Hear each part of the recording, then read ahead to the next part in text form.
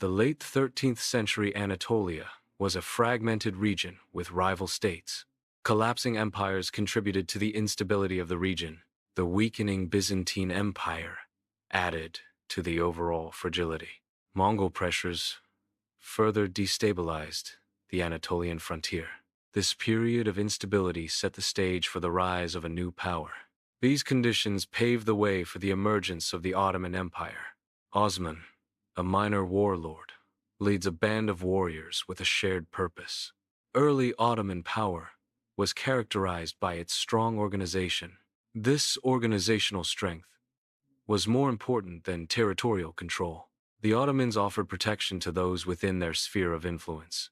They also established a sense of order in a chaotic and unpredictable world. This combination of protection and order facilitated their expansion. Villages were gradually integrated into the Ottoman Empire. This process involved aligning with Ottoman authority. Local elites often remained in positions of power. This was contingent on accepting the new Ottoman order. The approach emphasized continuity rather than destruction. Ottoman society was structured in a hierarchical manner. The Sultan held the highest position in the societal structure. A professional administrative class existed. This class was responsible for implementing imperial policy. They executed policies with precision and efficiency. Their work ensured order and maintained control throughout the empire. Christians and Jews are integrated into a system promoting controlled autonomy. This system allows them to govern their own affairs in specific areas. These areas include matters of faith and personal legal issues. However, they remain firmly under the authority of the ruling empire. This imperial oversight ensures overall stability within the region. The balance of autonomy and control is key to maintaining order. The Ottoman army was a professional standing army. Soldiers were trained, paid, and equipped by the state. The army was strictly regulated by the central government. Discipline was a core tenet of the Ottoman military. Loyalty was valued above noble birth or lineage. The devshirme system involved taking boys from Christian families. These boys were raised, educated, and converted by the state. They were trained for service, often as janissaries. This ensured their allegiance to the empire. Janissaries undergo rigorous training to ensure discipline and loyalty. Their allegiance is solely to the empire, above all else. This loyalty is cultivated through intense physical and mental conditioning. Janissaries sever ties to family and region to reinforce imperial devotion. This detachment ensures their unwavering service to the empire's interests. Ottoman governance relied on meticulous record-keeping for effective administration. Standardized laws ensured consistent application of justice throughout the empire. Predictable authority structures maintained order and facilitated governance.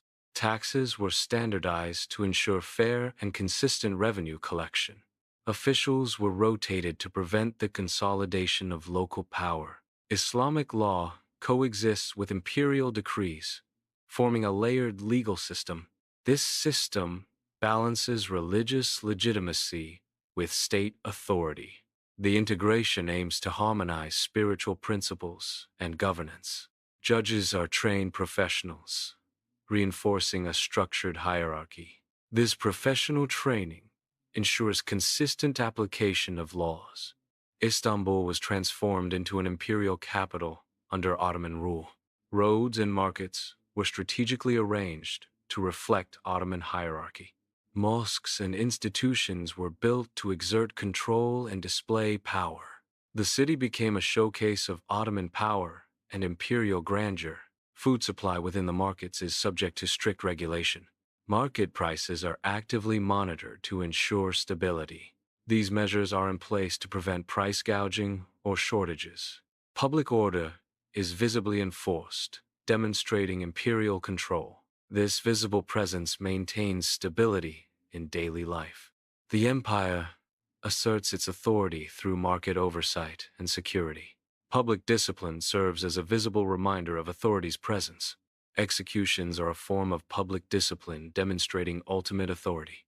Corporal punishment is another method to enforce obedience and deter misconduct. These actions reinforce the idea that authority is constantly observing. The capability to act decisively is a key component of maintaining control. Imperial rule offers stable taxation for its subjects. Consistent laws are implemented across the empire. Subjects are protected from arbitrary violence. This protection fosters obedience among the populace. These factors contribute to a stable and orderly society. Local customs are actively preserved within the community. Religious practices continue to be observed. These customs reinforce the daily routines of individuals. They also strengthen established habits within the community. This preservation contributes to a sense of order. The order becomes self-sustaining through continued practice. Information networks facilitate faster communication than traditional methods. Messengers, roads, and ports expedite directive delivery. Bureaucratic networks also contribute to rapid information dissemination. Swift communication enables quicker responses to unrest. It also allows for timely correction of inefficiencies. Rebellions are identified and isolated by the ruling power. Each rebellion is carefully assessed for its potential threat.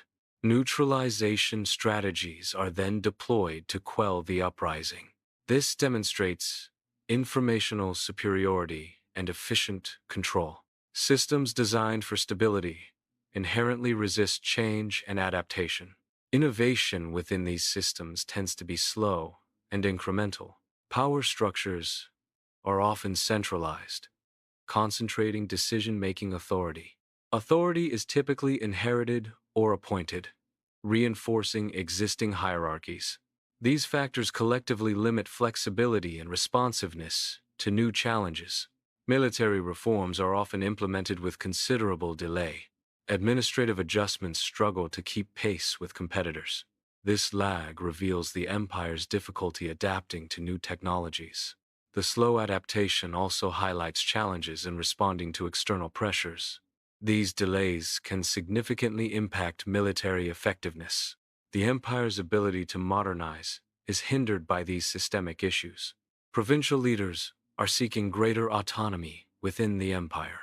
This push for autonomy challenges the empire's centralized control.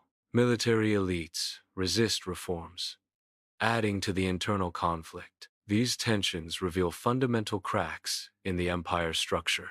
Bureaucracy can become rigid, hindering adaptability.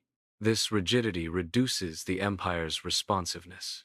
The empire struggles to adapt to new situations. Changing circumstances require flexible responses. Rigid systems cannot effectively address change. Adaptability is crucial for long-term stability. External powers were advancing rapidly. These powers had different organizational structures. They directly challenged Ottoman dominance. This exposed the Ottoman Empire's vulnerabilities. The empire faced growing threats from external forces. Efforts are made to modernize legal frameworks and administrative systems. Military structures also undergo modernization attempts. Balancing tradition with change presents a significant challenge. Maintaining equilibrium proves difficult amidst modernization efforts. The Ottoman Empire is noted for its ability to manage diversity effectively. It maintained authority across continents through strong organization.